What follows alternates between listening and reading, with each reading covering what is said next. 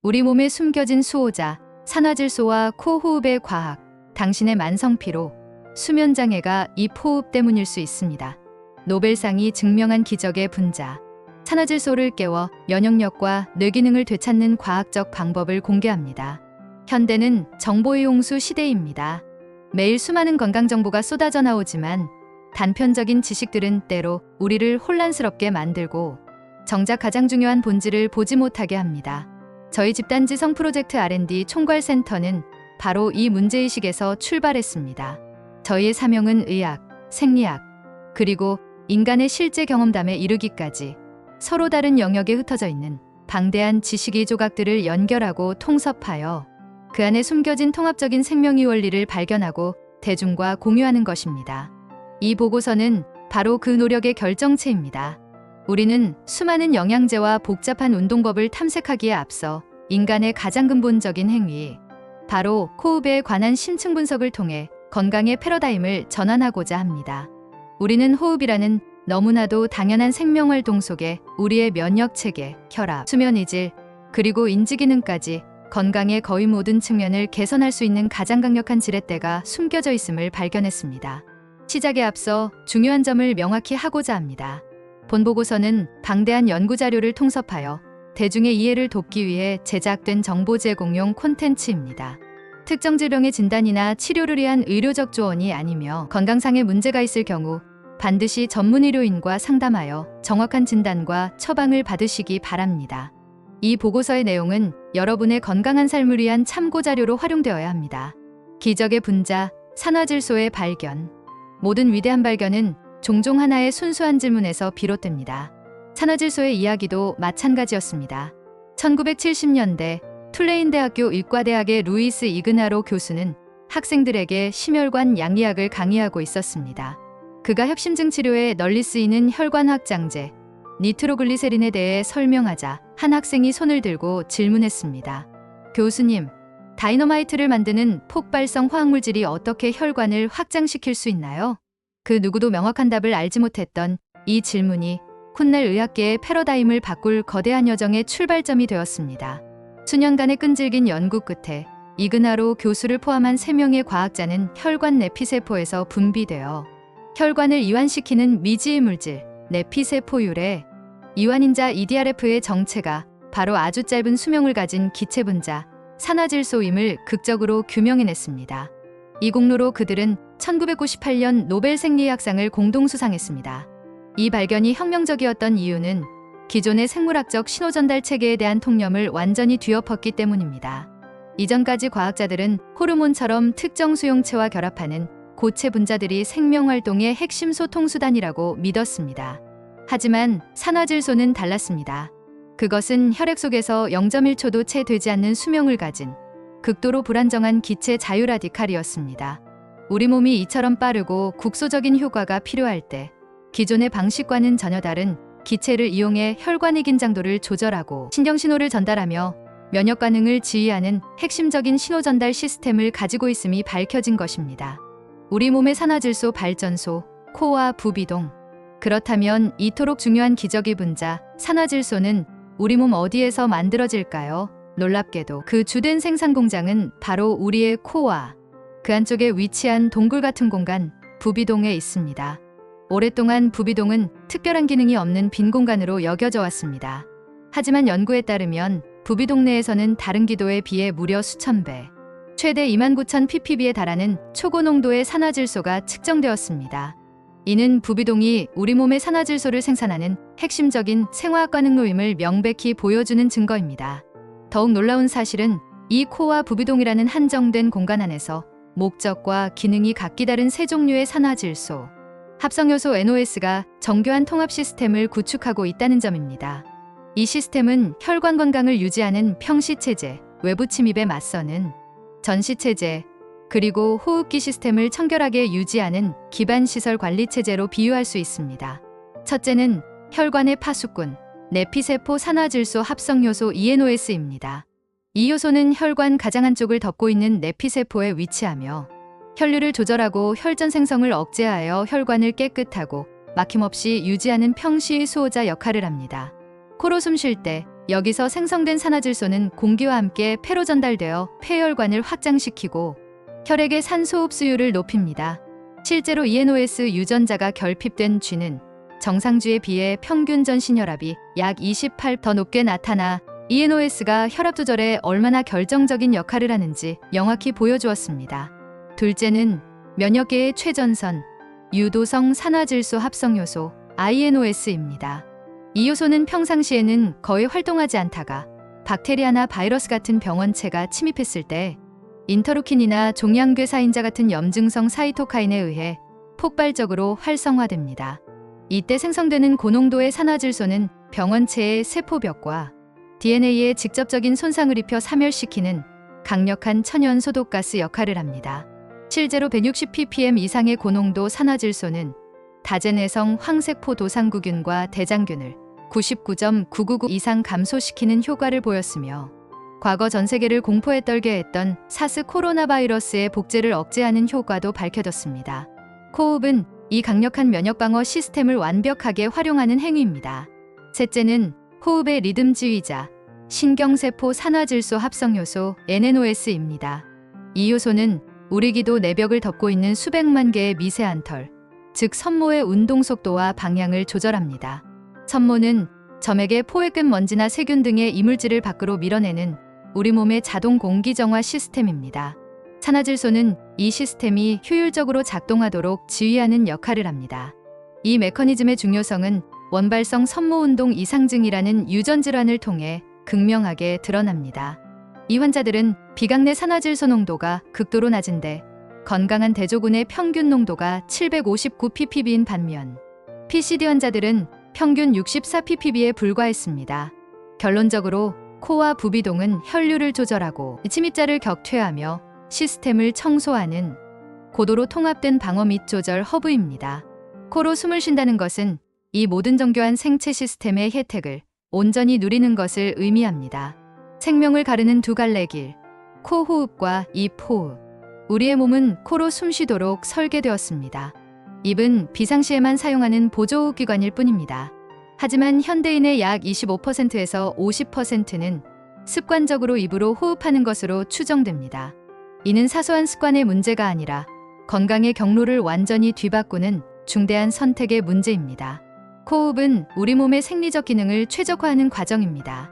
코로 숨 쉴 때는 입으로 쉴 때보다 약 50% 더 높은 공기 저항이 발생하는데 이 저항은 공기가 폐에 더 오래 머물게 하여 폐가 산소를 흡수할 충분한 시간을 벌어줍니다.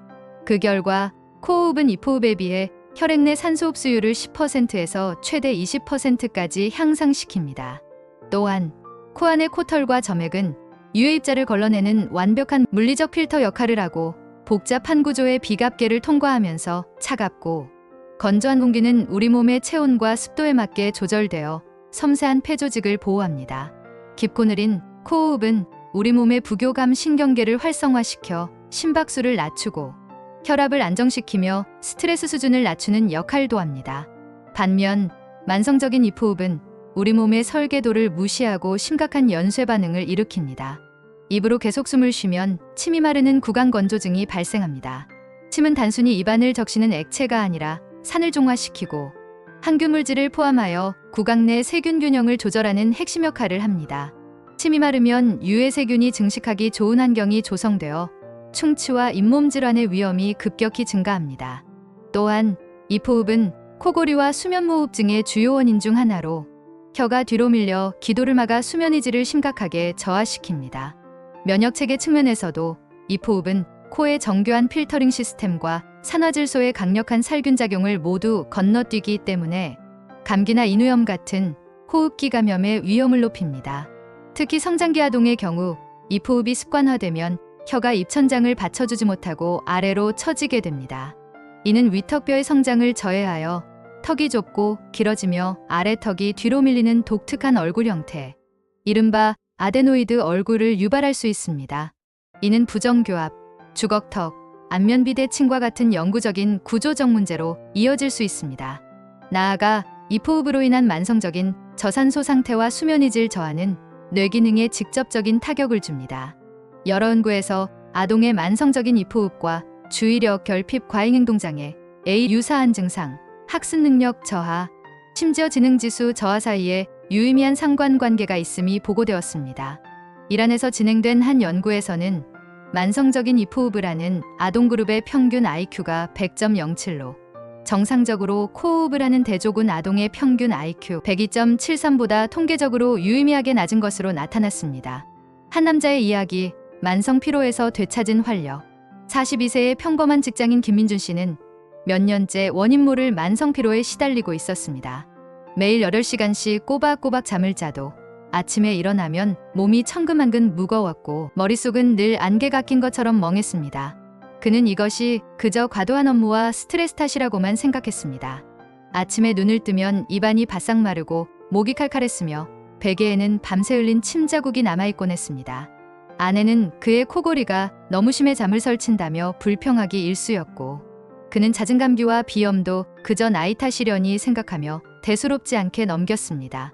그러던 어느 날 그는 우연히 자신의 증상들이 만성 구강호흡의 전형적인 특징과 놀랍도록 일치한다는 사실을 알게 되었습니다. 처음에는 반신반의했지만 그날부터 그는 호흡 탐정이 되어 자신의 숨을 관찰하기 시작했습니다. 그는 자신이 중요한 회의에 집중할 때, 텔레비전을 볼 때, 그리고 잠들기 직전까지 거의 항상 입을 살짝 벌리고 숨 쉬고 있다는 사실을 깨닫고 충격을 받았습니다. 그날 이후 민준 씨는 자신의 호흡을 바꾸기 위한 길고 어려운 여정을 시작했습니다. 수십 년간 굳어진 습관을 바꾸는 것은 생각보다 쉽지 않았습니다. 의식적으로 코로 숨 쉬려고 노력했지만 코가 늘 답답하게 막힌 느낌 때문에 금세 입을 벌리게 되었습니다. 그는 포기하지 않고 호흡 재활 훈련에 대해 찾아보기 시작했습니다. 매일 아침 저녁으로 숨을 참는 훈련을 통해 코막힘을 완화했고 배에 손을 얹고 숨이 깊게 들어오고 나가는 것을 느끼는 복식 호흡을 연습했습니다. 변화는 더디게 하지만 분명하게 찾아왔습니다. 몇 주가 지나자 아내는 그의 코골이 소리가 눈에 띄게 줄었다고 말해주었습니다. 한 달쯤 지나자 그는 몇 년 만에 처음으로 아침에 입안이 눅눅한 채로 개운하게 잠에서 깨어나는 경험을 했습니다. 머리를 뒤덮고 있던 안개가 걷히는 것처럼 업무 집중력이 향상되었고 오후만 되면 쏟아지던 졸음도 사라졌습니다. 심지어 그해 가을에는 매년 그를 괴롭히던 계절성 알레르기 증상마저 훨씬 가볍게 지나갔습니다. 6개월 후 민준 씨는 완전히 다른 사람이 되어 있었습니다. 그는 자신의 변화가 어떤 특별한 약이나 치료법 덕분이 아니라는 것을 잘 알고 있었습니다. 그저 자신의 몸이 본래 설계된 방식대로 가장 자연스러운 방법으로 숨쉬는 법을 다시 배웠을 뿐이었습니다. 그는 깨달았습니다. 건강을 되찾기 위해 필요했던 것은 기적의 치료제가 아니라 자신의 몸과 습관에 대한 깊은 관찰과 꾸준한 노력. 바로 그것이었다는 것을 말입니다. 잠재력을 깨우는 열쇠, 코 속 산화질소를 증폭시키는 방법. 그렇다면 우리는 어떻게 이 강력한 생체 분자의 생산을 의식적으로 늘리고 그 혜택을 극대화할 수 있을까요? 다행히도 우리 몸에는 아주 간단한 방법으로 산화질소 수치를 극적으로 높일 수 있는 내장된 메커니즘이 존재합니다. 가장 놀랍고도 효과적인 방법은 바로 허밍, 즉 콧노래를 부르는 것입니다. 허밍을 할 때 발생하는 성대의 진동은 비강과 부비동 내의 공기를 진동시킵니다. 이 진동, 즉 음향진동은 부비동과 비강 사이의 공기 교환을 극적으로 촉진하는 펌프 역할을 합니다. 산화질소가 고농도로 갇혀있는 부비동의 공기가 비강으로 대량 방출되는 것입니다. 그 효과는 실로 엄청납니다. 여러 연구에서 조용히 코로 숨을 내쉴 때와 비교하여 허밍을 할 때 비강 내 산화질소 배출량이 무려 15배에서 21배까지 증가하는 것으로 나타났습니다. 한 연구에서는 산화질소 배출량이 분당 189나노리터에서 2818나노리터로 폭증했으며 다른 연구에서는 분당 471나노리터에서 2233나노리터로 급증하는 것이 관찰되었습니다. 방법은 간단합니다. 입을 다물고 편안하게 다양한 톤으로 소리를 내며 콧노래를 부르기만 하면 됩니다. 허밍과 더불어 평상시 호흡의 질을 개선하는 기초적인 훈련도 필수적입니다. 흉곽 아래에 위치한 횡격막을 주로 사용하는 복식호흡은 폐활량을 최대한 활용하여 폐 깊숙한 곳까지 공기를 전달하고 횡격막의 움직임을 통해 부교감 신경계를 활성화시켜 몸과 마음을 이완시키는 데 매우 효과적입니다. 한쪽 코를 막고 다른 쪽 코로 번갈아 숨을 쉬는 교호흡은 요가에서는 나디쇼다나라고 불리는 기법으로 의식적으로 코만을 사용하도록 강제함으로써 코호흡 습관을 강화하고 좌우뇌의 균형을 맞추며 스트레스를 완화하는 데 도움을 줍니다. 이 포흡으로 인해 손상된 구강 환경을 개선하기 위한 보조적인 방법으로 인도의 전통의학 아유르베다에서 유래한 오일 풀링을 고려해 볼 수 있습니다. 이는 아침 공복에 한 숟가락 정도의 식물성 오일인 참기름이나 코코넛 오일을 입에 머금고 약 15분간 가글하듯 입안 전체를 헹궈낸 뒤 뱉어내는 방법입니다. 오일 풀링의 작용 기전은 명확히 밝혀지지 않았지만 오일이 침의 알칼리 성분과 만나 비누화 반응을 일으켜 세정 효과를 내거나 오일 자체가 세균을 흡착하여 제거한다는 가설이 있습니다. 여러 연구에서 오일 풀링이 플라크와 치은 염지수를 유의미하게 감소시키는 효과가 있음이 보고되었습니다. 결론, 당신의 숨결이 바로 미래입니다. 우리는 이 보고서를 통해 기저귀 분자 산화질소의 노벨상 수상에 얽힌 이야기에서부터 우리의 코와 부비동이 얼마나 정교한 생화학 공장인지를 탐험했습니다. 그리고 코로 숨을 쉬는 것이 왜 우리 몸의 설계도에 부합하는 최적의 방식이며 입으로 숨 쉬는 것이 왜 그 설계를 거스르는 기능장애의 길인지를 수많은 과학적 증거를 통해 확인했습니다. 핵심 메시지는 명확하고 단순합니다. 코호흡은 단순히 여러 호흡 방식 중 하나의 선택지가 아닙니다. 그것은 우리 몸이 생명을 유지하고 건강을 지키기 위해 본래부터 의도된 유일하고 올바른 방식입니다. 이 포흡은 코가 막혔을 때 생존을 위해 잠시 사용하는 비상 시스템일 뿐 결코 일상적인 호흡 경로가 되어서는 안 됩니다. 우리가 매 순간 들이쉬고 내쉬는 숨결 하나하나가 바로 이 두 갈래 길 사이에서의 선택입니다. 그리고 그 선택이 쌓여 우리의 심혈관 건강, 면역력, 구강 상태, 수면 이질, 그리고 뇌 기능의 미래를 결정합니다. 이 보고서를 닫는 지금 거창한 계획이나 결심을 요구하는 것이 아닙니다. 다만 한 가지를 제안하고자 합니다.